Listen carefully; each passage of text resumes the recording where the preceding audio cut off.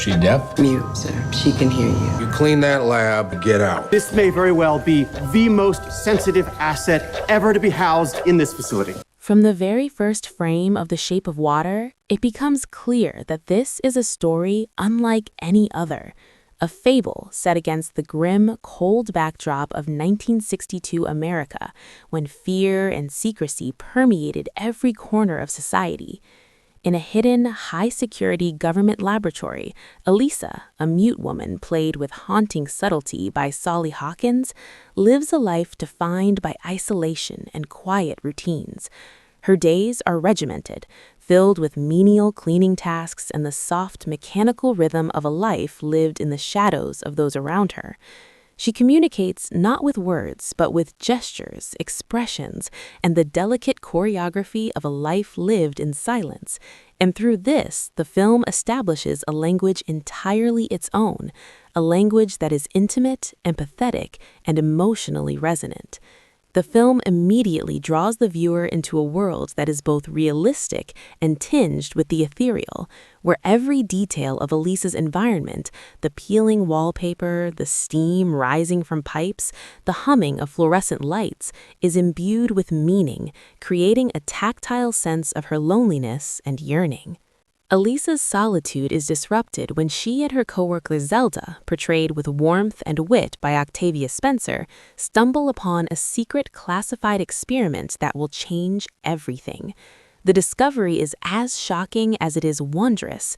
A creature, half human and half fish, is being held in the lab, subject to the cruel curiosity and clinical detachment of men who see it only as a specimen.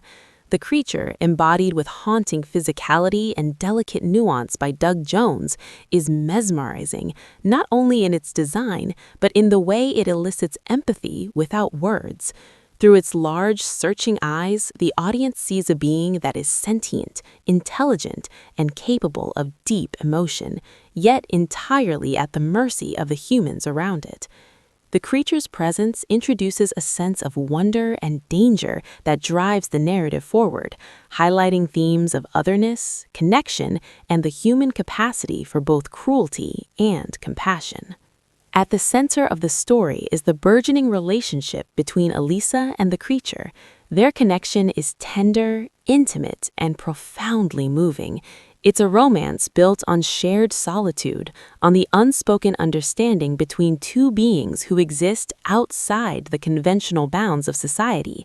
Guillermo del Toro's direction treats their interactions with a gentle reverence, emphasizing subtle gestures, the brushing of a hand, the meeting of eyes, the quiet moments of trust, as moments of narrative and emotional significance. It's a love story that transcends language and species, a testament to the power of empathy and the need to connect, even in the most unlikely of circumstances. This central relationship is the emotional heartbeat of the film, grounding its fantastical elements in profoundly human truths. The story's tension is heightened by the oppressive presence of Colonel Richard Strickland, played with chilling intensity by Michael Shannon. Strickland embodies the rigid, militarized authority of the Cold War era, a man who sees deviation from rules and protocol as intolerable, and who views the creature as nothing more than a tool or a threat. His obsession with control and his inability to empathize create a palpable sense of danger, serving as a foil to Elisa's gentleness and openness. The interactions between Strickland and the central characters are tense and unsettling, underscoring the themes of power, fear, and societal prejudice that run throughout the narrative. In contrast, characters like Giles, brought to life by Richard Jenkins, provide moments of warmth, humor, and quiet rebellion against a world that seems indifferent to kindness. His friendship with Elisa adds layers to her character and to the film's exploration of connection, revealing that even in a cold and hostile environment, empathy can flourish. Del Toro's use of visual storytelling is remarkable, blending the aesthetics of classic fairy tales with the textures of 1960s America. The laboratory, with its harsh lighting, metallic surfaces, and secretive corridors, contrasts sharply with the warmth and intimacy of Elisa's apartment, which becomes a sanctuary, a space of personal expression, and the setting for some of the film's most intimate and magical moments. Costume design, set decoration, and color palette are used not merely as background, but as a storytelling device, signaling shifts in mood and emotion, reflecting the characters' inner lives, and creating a cinematic world that feels lived in and dreamlike. Water, in particular, is a recurring motif, representing both freedom and danger, as well as the fluidity of boundaries between isolation and connection, humanity and otherness, fear and love. The narrative unfolds with a careful balance of suspense and wonder as Elisa and Zelda devise a plan to rescue the creature from the laboratory. The film's pacing allows the tension to build gradually, each scene layering emotional and narrative complexity. Del Toro's attention to detail ensures that every moment feels purposeful, from the quiet routines of Elisa's daily life to the dramatic and cinematic sequences of escape and confrontation. The climax is both thrilling and emotionally satisfying, not simply because of the physical danger, but because of the culmination of the film's thematic threads, the triumph of empathy over cruelty, the power of love to transcend barriers, and the recognition of value in what society often deems other or insignificant. Music, composed by Alexander Desplat, amplifies the emotional resonance of the story, weaving a melodic fabric that is at once whimsical and melancholic, romantic and suspenseful. The score underscores the film's dreamlike qualities, highlighting the intimacy of character interactions, the tension of critical moments, and the magical realism that infuses the narrative. The sound design, from the delicate underwater effects to the subtle hum of laboratory equipment, further immerses the audience in a world that feels tactile, immediate, and emotionally engaging. Every auditory detail complements the visual storytelling, creating a fully realized cinematic experience.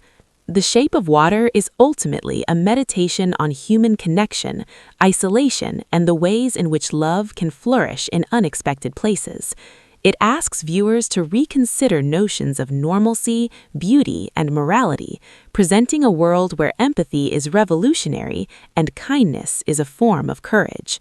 The performances are universally strong, with Sally Hawkins portraying a career-defining portrayal of quiet resilience, and Doug Jones embodying a creature that is at once otherworldly and profoundly human in its emotions. The supporting cast, including Octavia Spencer, Michael Shannon, Richard Jenkins, and Michael Stuhlbarg, rounds out a world that is richly textured, morally complex, and deeply affecting. The film's reception and legacy have cemented its place in contemporary cinema as a modern fairy tale for adults, blending romance, suspense, and social commentary in a way that is visually stunning and emotionally resonant. It's a story that lingers in the mind long after the credits roll, inviting repeated viewings and discussion about its themes, its characters, and the artistry of Guillermo del Toro's vision. It stands as a testament to the power of cinema to create worlds that are at once fantastical and deeply human, reminding audiences that even in the most oppressive environments, connection, empathy, and love can prevail. Every scene in The Shape of Water is meticulously crafted to evoke emotion, from the intimate moments between Elisa and the creature to the harrowing tension of their attempts to outwit Strickland and secure freedom. The film's cinematography captures the textures of water, skin, and light in a way that heightens both realism and fantasy, making the viewer feel the dampness of the lab corridors, the softness of a hand, the fluidity of underwater movements.